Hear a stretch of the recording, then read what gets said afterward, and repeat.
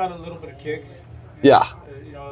We were up in Salt Creek the other day, and Oh, nice. Yeah, it was like 3 or 4 occasional, above, but it got scary. Yeah, there were some monsters coming in. Couple slabs Later in the day. Yeah, it was pounding hard. Yeah. But we'll let you guys go, man. All right. Film your video. No worries, dude. Thanks for stopping by. Yeah, man. We'll see you later. Yeah, good seeing you. Of course. Have a good one. Scotty. Yes. Tomas. Nice to meet Good. you. 2 out of 3, dang it. Ryan. You're good. You're good. I'll remember all 3 next time. So we were rolling? All right, cool. All right, guys. I'm here with Tomas de LUCA. This is episode 2 of the On Rail podcast, and just interviewing local rippers, getting a taste for what's out there. This is Morey's newest team rider. Super stoked on that. And so is this your first legit sponsorship? Yeah, first legit sponsorship. Super stoked that it could be with Morey as well, like such a renowned company. So yeah, I'm really stoked on that. That's awesome. Yeah, we will get into more of the logistics of that later here in the show. But just for now, a little profile on you per se. So how old are you? Where were you born? Where are you currently living? Yeah. So yeah, I'm 20 years old right now. I was born in Kailua in Hawaii, lived there for 7 years. Then I moved to North Carolina for 3 years, and then since then I've been living here in Seal Beach. And yeah, Seal Beach is definitely my local wave, and it's a fun wave when it's on. Sweet. So you're 20 now, and at what age do you think you seriously got into bodyboarding? I seriously got into bodyboarding around when I was like 15 or 16. Previously, I had body surfed a lot more than bodyboarding. Bodyboarding was kind of like a subcategory to me at the time. Mm-hmm. But yeah, like I started going to wedge a lot, body surfing, and then I kind of realized like I could probably get a lot more speed. I can get more of a ride out of a wave if I bodyboard. And then yeah, pretty much ever since I started bodyboarding there, it's kind of taken off since then. How about like any other sports? Let's say when you were in high school and stuff, did you play anything that yeah, kind of... I was always a water polo player, man. I mean, so there yeah. it is. Yeah, ocean man. Yeah, my Waterman. mom was a water polo player her whole life, so I mean, her influence immediately took over as far as like what sport I was gonna play. So yeah, since like I was 11 or 12 up until now, yeah, I've been a water polo player. So that was definitely a big influence into getting into the ocean and body surfing and sorts. Sweet. Do you think that maybe when you first started bodyboarding, like legitimately with fins and a proper board, let's say, what were the first few spots you started out surfing? And then was there a spot or two that you were like, oh, I want to graduate to that. That's my goal, to go surf there and to be a local at this spot? Yeah, no, for sure. I mean, like when I first started legitimately bodyboarding, literally Seal Beach Northside was always like kind of a spot, just really close by. It's a very timid break, doesn't get very big. But yeah, it's very fun. It was kind of helped me base my fundamentals and sorts. But yeah, ever since then, it was kind of like Seal Beach Southside. I would get a couple here and there, but like when the big days happened, I wasn't ready for that. So that was like kind of one of the places that I always kind of wanted to like get good and big. So yeah, that and wedge were definitely like the two I wanted to get myself into and kind of get into the scene of that. So yeah, for sure, those two spots. Yeah, I feel like being, kind of more North County based, that is the two spots that you're looking at that are on your radar. For sure. Yeah. Cover your both summer and winter zones. Yeah, there. exactly. It works perfect because you get wedge in the summer, and then hopefully, fingers crossed, you can get Seal Beach Southside in the wintertime. That's awesome. Is there any like specific sessions that you remember just like vividly, like you could, like it was yesterday, that you just remember a specific progression when you go, whoa, I just had 5 sick ones in a row? Yeah, I mean, dude, there was one day, I think it was, probably January 9th in 2024. Okay. Seal Beach Southside, I just like something happened, something clicked where I was just like, oh my God, like everything's feeling really good. Like my scoop felt better. I felt like I was actually like timing my ramps better, and then just everything kind of helped click. And I feel like everybody kind of told me once you get something good down once, it starts clicking for you. And that day really just started clicking for me for sure. 100%. Yeah, I feel like right about that time is when I started to get to know you. And I really saw it as well, like your scoops becoming a lot more clean. Yeah. And, like being able to read the right waves and really showing a lot more dominance in the lineup too. Like knowing that you're like, oh, I have my spot now, Yeah. And I thought that was really cool to see.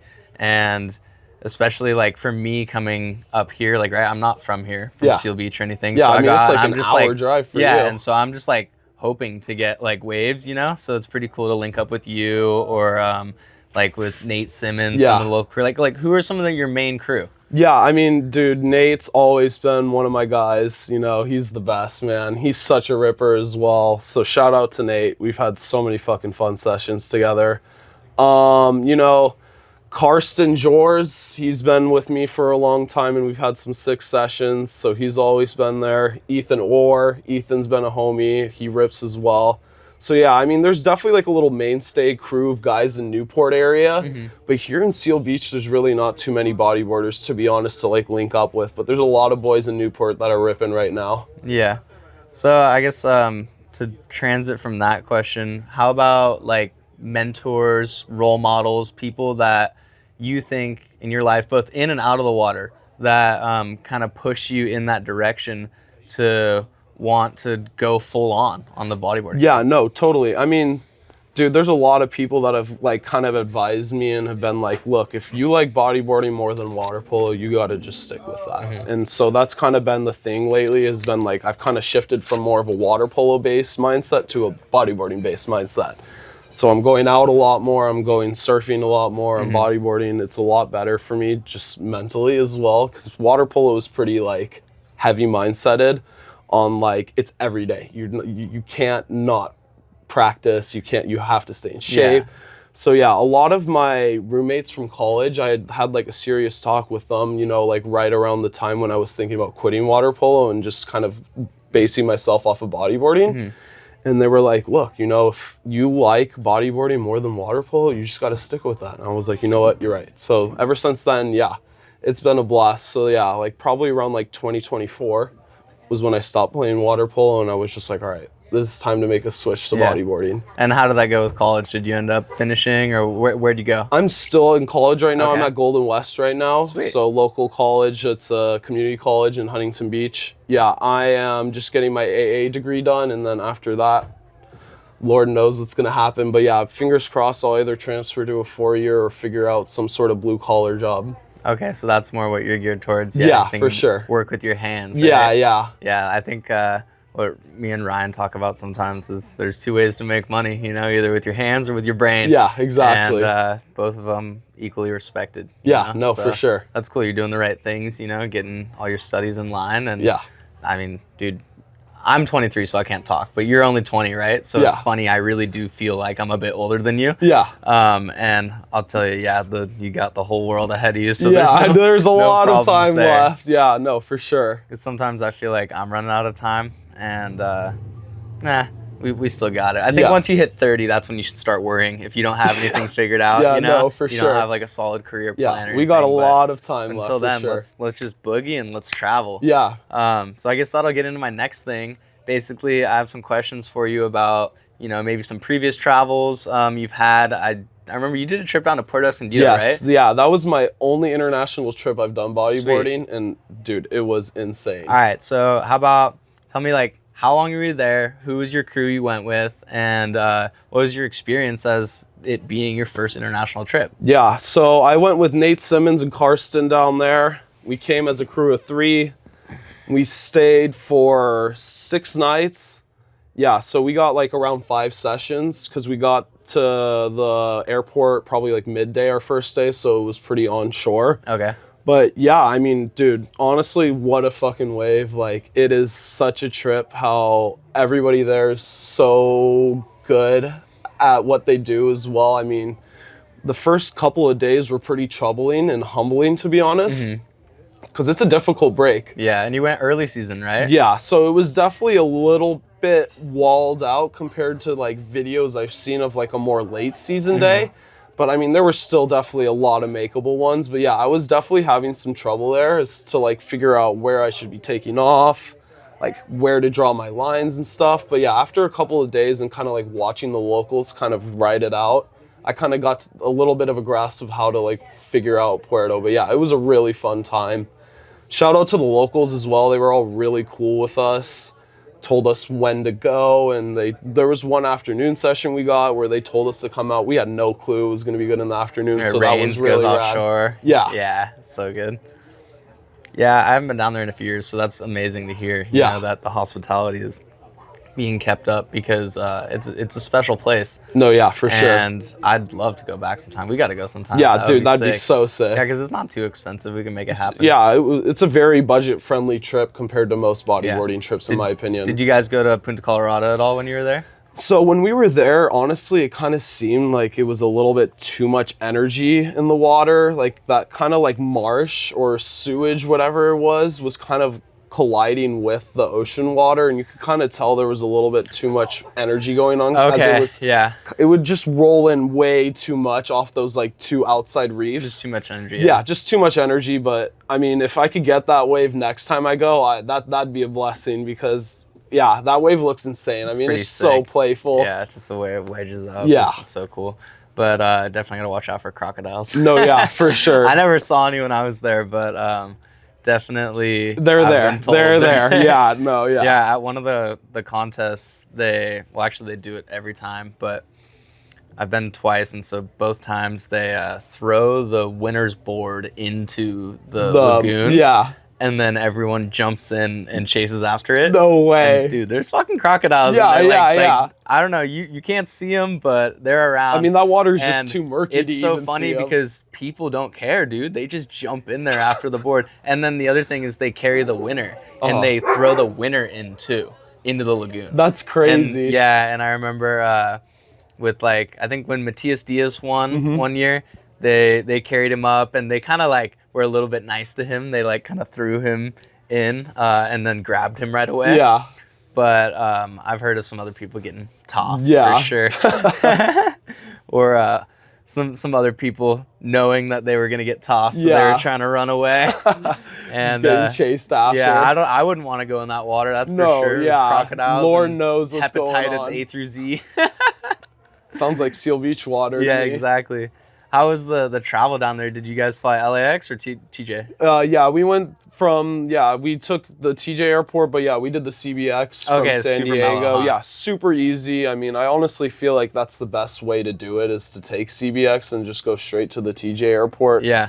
Kind of saves time, and then not just that, it's also a lot less money to be spending, because most flights from TJ to another Mexican city is going to be cheaper than LAX to there. Yeah, exactly. So yeah, we just had a layover in Guadalajara, and then from there we just went straight to PXM. So yeah, it was super mellow. It was like 6 hours of flying. It's nothing. So yeah, it was super sick, super easy.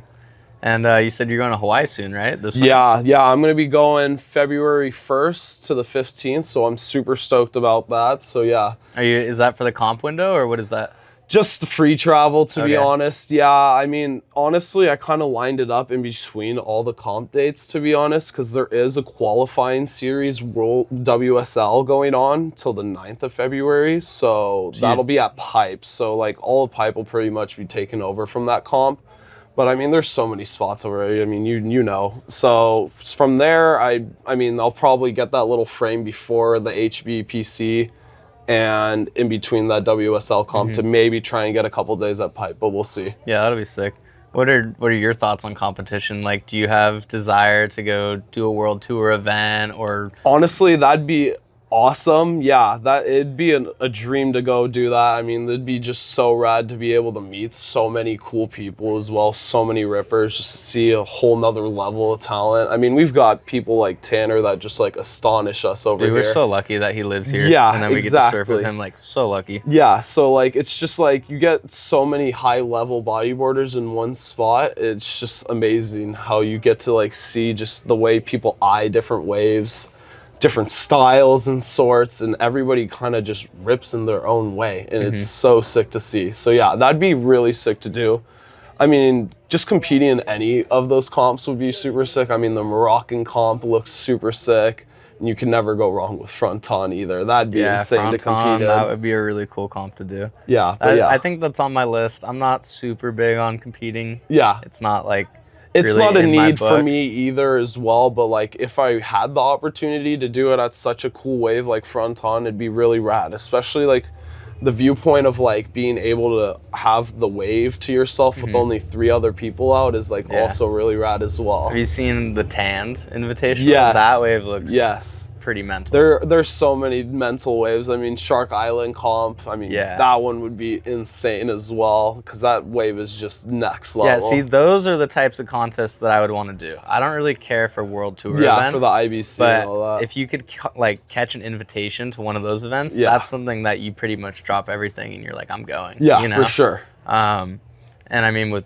both the things we do with your school and work, and then me just working, like it's hard to do that. But because you got to juggle a lot of things. I think if you got an invitation to the Tanned or Shark Island, you'd have to go. Yeah, no, for sure, for sure. You'd have to make that waiting period no matter what. Yeah, no, definitely. I mean, dude, both waves are just so sick, and it's like just be pounding concrete down in Australia, like waiting for the waiting period. Yeah.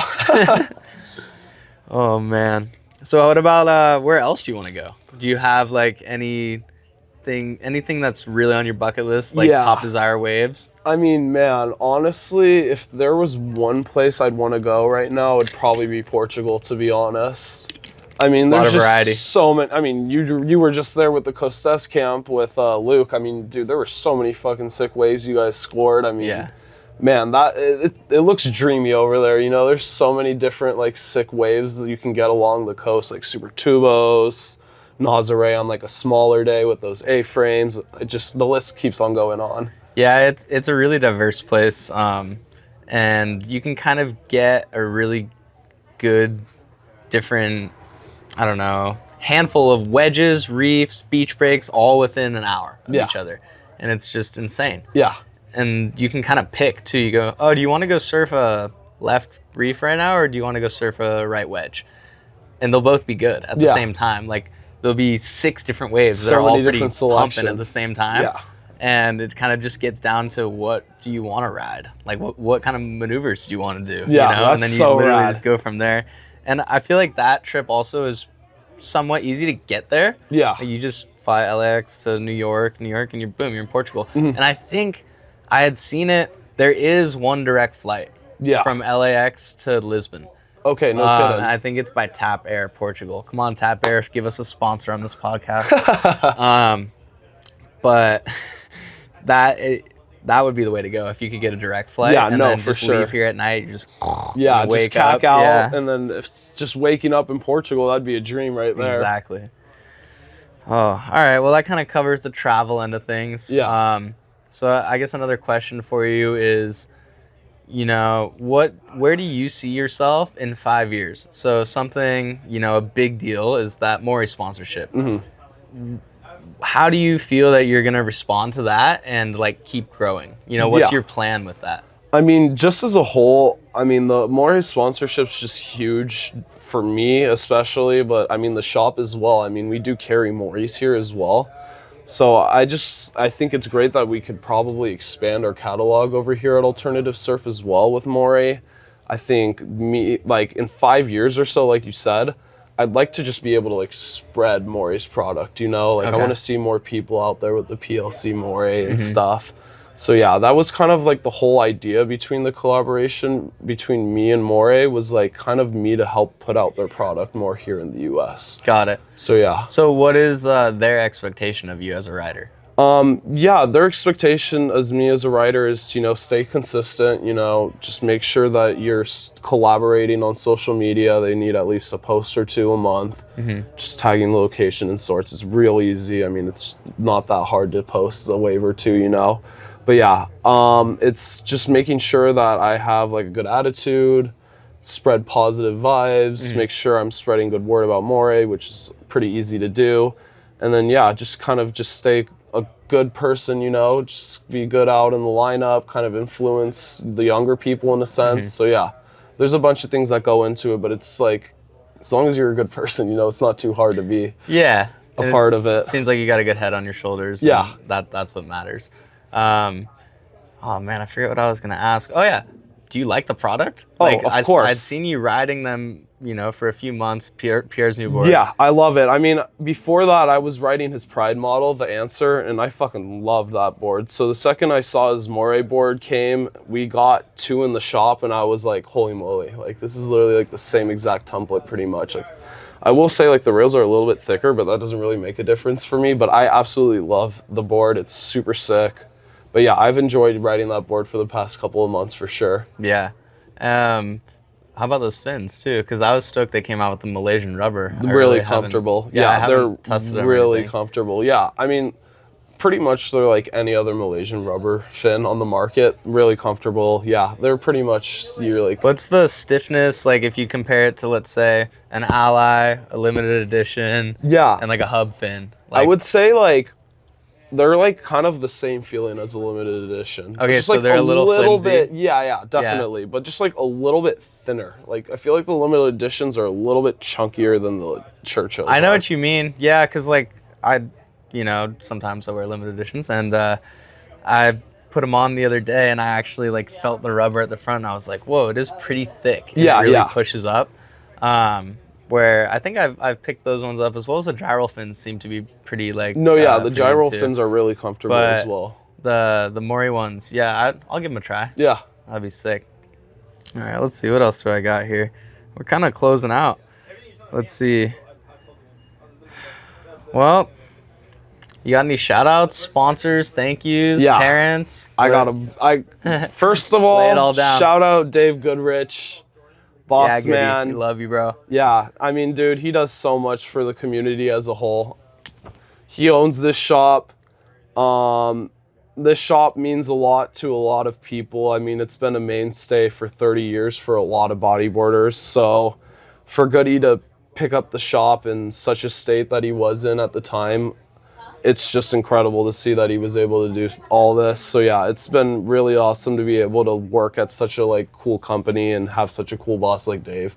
Shout out to Matt as well, who helped get this place settled and everything, as he is the co-owner with Dave out here.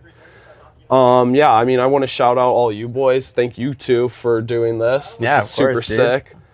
Shout out to Morey, obviously, and Pierre, to be able to collaborate with such a cool brand. I mean, it's so sick to be able to, I mean, Morey is really one of the pioneers of bodyboarding as a whole.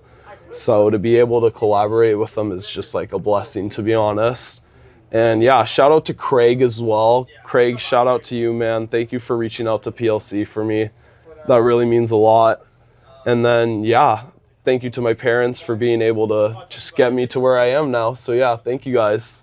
That's awesome. So I guess another little additional question. So did you get to talk with PLC at all and kind of like converse about what was going to happen with this whole Morey deal? It was definitely like a little bit, with Pierre, and then it kind of went over to like their business rep and sorts, and they were kind of the ones that officiated the contract and all that. But yeah, no, Pierre definitely was the one that kind of gave me a little bit of the run through of what I was going to be receiving and kind of what they wanted from me. So yeah, that was really, I mean, just when I got the text at first, I didn't even know it was going to be a sponsorship. I just saw he texted me. I was like, what the, dude, no way. Pierre texted me. Yeah.